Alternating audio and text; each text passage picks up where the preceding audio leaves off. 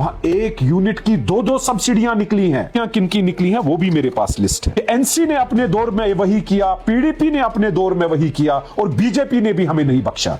वो तमाम नाम मेरे पास है, लेकिन मैं पर्दा हटाना नहीं चाहता हूं। ये लिस्ट लासीपुरा इंडस्ट्रियल एस्टेट का, मेरी कोई जाती दुश्मनी इन लोगों के साथ नहीं है, लेकिन मैं एक वार्निंग देना चाहता हूं इन सब लोगों को। हमारा नौजवान आज यूनिट सेट करने के लिए वहां पर जमीन की दरखास्त देते हैं। उनको बोला जाता है यहां जमीन नहीं है, अब सेकंड फेज में मिलेगी, अब वहां मिलेगी, वहां अंडर डेवलप्ड है, वो होगा, ये होगा। बेरोजगार हैं लेकिन हिम्मत नहीं हारी है कि हम पढ़े लिखे हैं, हमने मेहनत मशक्कत करके भीख मांग के कुछ पैसे जमा किए, गहने बेच के और लोन भी कुछ निकालना चाहते हैं, लेकिन यूनिट सेट करना चाहते हैं लासीपुरा पुलवामा में। गैरों से क्या गिला करें, हमें तो अपनों ने लूटा। हमारा नौजवान आज यूनिट सेट करने के लिए वहां पर जमीन की दरखास्त देते हैं। अस्सलाम वालेकुम रहमतुल्लाहि वबरकातुहू। मैं आज अपने पुलवामा के अवाम से ही नहीं, कश्मीरी तमाम नौजवानों से मुखातिब होना चाहता हूं, क्योंकि मेरे पास पुलवामा की एक डेलीगेशन आई थी नौजवानों की। बेरोजगार हैं लेकिन हिम्मत नहीं हारी है। अगर देखा जाए वहां पर उनका कहना है कि हम पढ़े लिखे हैं, हमने मेहनत मशक्कत करके भीख मांग के कुछ पैसे जमा किए, गहने बेच के और लोन भी कुछ निकालना चाहते हैं, लेकिन यूनिट सेट करना चाहते हैं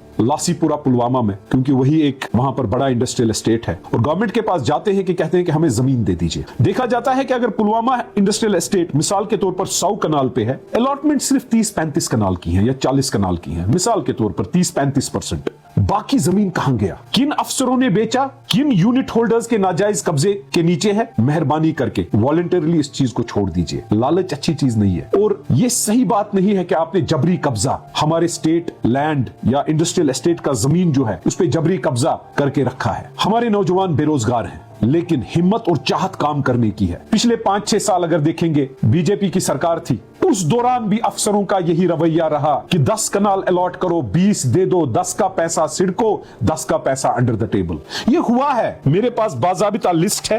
ये लिस्ट आया है पुलवामा लासीपुरा इंडस्ट्रियल एस्टेट का।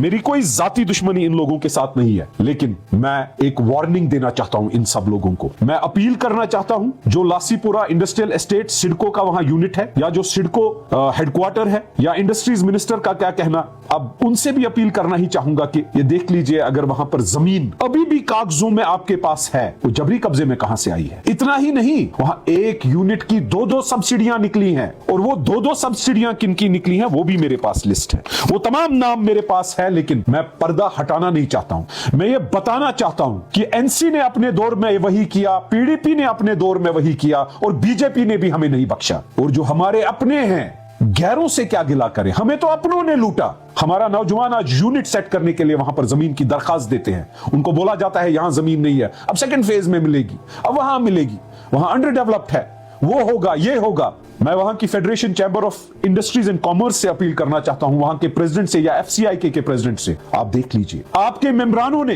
कुछ मेंबरानों ने वहां पर जमीन अगर 1 कनाल अलॉट है, 10 कनाल पे कब्जा है। सब्सिडी अगर 1 यूनिट की आनी है, 2 की उठाई है। ये नहीं होना चाहिए। हम अपने बच्चों की जवानियां लूट रहे हैं इससे। हम एक सिस्टम खत्म कर रहे हैं। हमारे नौजवान हमारा सरमाया है, और ये मिली भगत, चाहे इसमें बीजेपी हो, एनसी हो, ये मिली भगत हम कतन बर्दाश्त नहीं करेंगे। मैं अपील कर रहा हूं ऑनरेबल प्राइम मिनिस्टर से, होम मिनिस्टर से, एलजी साहब से, चीफ मिनिस्टर साहब से, ये देखने की जरूरत है, मेरे पास जो लिस्ट आया है, इन्वेस्टिगेशन होनी चाहिए। जिन्होंने ये किया है उनको जेल जाना चाहिए। अगर आप इस पर कोई कार्रवाई नहीं करेंगे तो मैं पब्लिकली, पब्लिक डोमेन में यह बोलूंगा कि आप लोगों ने किन मुलाजमों से मिलके आप लोगों तक भी पैसा पहुंचा है, और किस किस के पास नाजायज जमीन है, किस किस यूनिट होल्डर ने दुगनी सब्सिडी ली है। वो नाम सोशल मीडिया के जरिए मैं पब्लिक डोमेन में जल्द से जल्द डालूंगा। मेरे पास वो नाम है, वो लिस्ट है, और इंशाल्लाह मुझे पूरा यकीन है पहले के एफसीआईके इसमें मुदाखलत करेगी। उनके साथ अगर कोई भी कॉपरेशन करना होगा,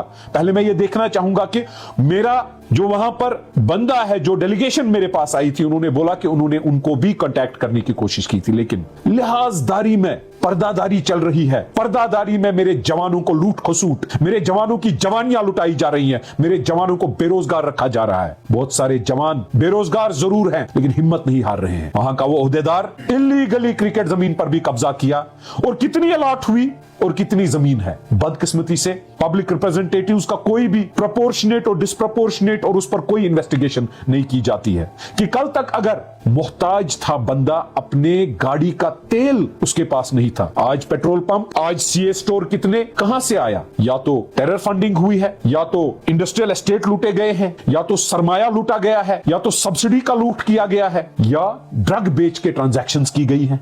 और मैं वादा करता हूं अपनी आवाम से, ये जो सारी चीजें मैंने बोली इस लिस्ट में डबल सब्सिडी वाला भी है, टेरर फंडिंग का पैसा भी है, लूट खसूट हमारे सरमाए का है। 1 कनाल की अलॉटमेंट पे 10 कनाल पकड़ा है, 9 बेचे हैं, इलीगली पकड़ा है, इलीगली बेचा है। और ड्रग की ट्रांजैक्शन वाला भी सीए स्टोर डाल के है। इनके नाम पब्लिक डोमेन में होंगे, सबूत के साथ होंगे। एफसीआई के इंडस्ट्रीज डिपार्टमेंट, गुजारिश है एंटी करप्शन ब्यूरो, इस पर आपको कार्रवाई करनी होगी, वरना ये आया है। मेरे नौजवान जो डेलीगेशन मेरे पास आई थी, उनका यह मानना है कि आप लोग भी इसमें मुलवस हो।